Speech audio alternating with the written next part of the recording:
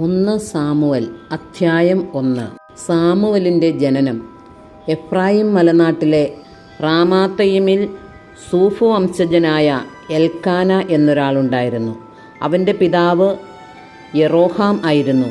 യെറോഹാം എലീഹുവിൻ്റെയും Elihu തോഹുവിൻ്റെയും തോഹു എഫ്രായിംകാരനായ സൂഫിൻ്റെയും പുത്രനായിരുന്നു. എൽക്കാനയ്ക്ക് 2 ഭാര്യമാരുണ്ടായിരുന്നു, ഹന്നായും പെനീന്നായും. പെനീന്നായ്ക്ക് മക്കളുണ്ടായിരുന്നു, ഹന്നായ്ക്കാകട്ടെ മക്കളില്ലായിരുന്നു. Elkanah സൈന്യങ്ങളുടെ കർത്താവിനെ ആരാധിക്കാനും അവിടത്തേക്ക് ബലിയർപ്പിക്കാനുമായി വർഷം തോറും തൻ്റെ പട്ടണത്തിൽ നിന്ന് ഷീലോയിലേക്ക് പോകുമായിരുന്നു. ഏലിയുടെ പുത്രന്മാരായ ഹോഫ്നിയും ഫിനെഹാസും ആയിരുന്നു അവിടെ കർത്താവിൻ്റെ പുരോഹിതന്മാർ. ബലിയർപ്പിക്കുന്ന ദിവസം എൽക്കാന ഭാര്യ പെനീന്നായ്ക്കും അവളുടെ പുത്രന്മാർക്കും പുത്രിമാർക്കും ഓഹരി കൊടുത്തിരുന്നു. ഹന്നായെ കൂടുതൽ സ്നേഹിച്ചിരുന്നെങ്കിലും അവൾക്ക് ഒരംശം മാത്രമേ നൽകിയിരുന്നുള്ളൂ. എന്തെന്നാൽ കർത്താവ് അവളെ വന്ധ്യയാക്കിയിരുന്നു. വന്ധ്യത നിമിത്തം അവളുടെ സപത്നി അവളെ വേദനിപ്പിച്ചിരുന്നു. ആണ്ടുതോറും കർത്താവിൻ്റെ ഭവനത്തിലേക്ക് പോയിരുന്നപ്പോഴൊക്കെ അവൾ ഹന്നായെ പ്രകോപിപ്പിച്ചിരുന്നു. അതിനാൽ ഹന്ന കരയുകയും ഭക്ഷണം കഴിക്കാതിരിക്കുകയും ചെയ്തു. ഭർത്താവായ എൽക്കാന അവളോട് ചോദിച്ചു, ഹന്ന, എന്തിനാണ് നീ കരയുകയും ഭക്ഷിക്കാതിരിക്കുകയും ചെയ്യുന്നത്? എന്തിന് ദുഃഖിക്കുന്നു? ഞാൻ നിനക്ക് 10 പുത്രന്മാരിലും ഉപരിയല്ലേ? ഷീലോയിൽ വെച്ച് അവർ ഭക്ഷിക്കുകയും പാനം ചെയ്യുകയും ചെയ്തതിന് ശേഷം ഹന്ന എഴുന്നേറ്റ് കർത്താവിൻ്റെ സന്നിധിയിൽ ചെന്നു. പുരോഹിതനായ ഏലി ദേവാലയത്തിൻ്റെ വാതിൽപ്പടിക്ക് സമീപം ഒരു പീഠത്തിൽ ഇരിക്കുകയായിരുന്നു. അവൾ കർത്താവിനോട് ഹൃദയം നൊന്ത് കരഞ്ഞു പ്രാർത്ഥിച്ചു. അവൾ ഒരു നേർച്ച നേർന്നു. സൈന്യങ്ങളുടെ കർത്താവേ, ഈ ദാസിയുടെ സങ്കടം കണ്ട് അങ്ങ് എന്നെ അനുസ്മരിക്കണമേ.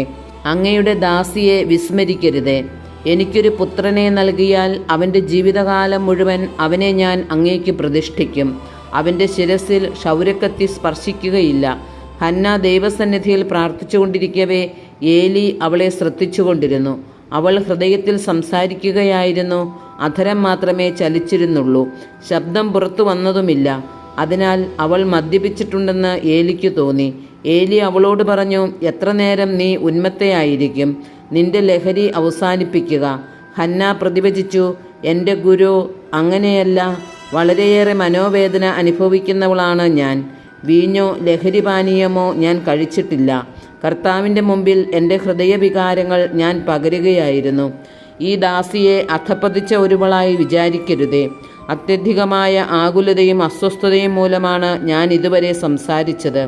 അപ്പോൾ ഏലി പറഞ്ഞു, സമാധാനമായി പോവുക.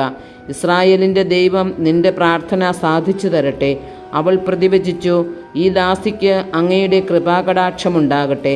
അനന്തരം അവൾ പോയി ഭക്ഷണം കഴിച്ചു. പിന്നീടൊരിക്കലും അവളുടെ മുഖം മ്ലാനമായിട്ടില്ല. എൽക്കാനയും കുടുംബവും അതിരാവിലെ എഴുന്നേറ്റ് കർത്താവിനെ ആരാധിച്ചതിന് ശേഷം റാമായിലുള്ള തങ്ങളുടെ ഗൃഹത്തിലേക്ക് മടങ്ങി. എൽക്കാന ഹന്നായെ പ്രാപിക്കുകയും കർത്താവ് അവളെ അനുസ്മരിക്കുകയും ചെയ്തു.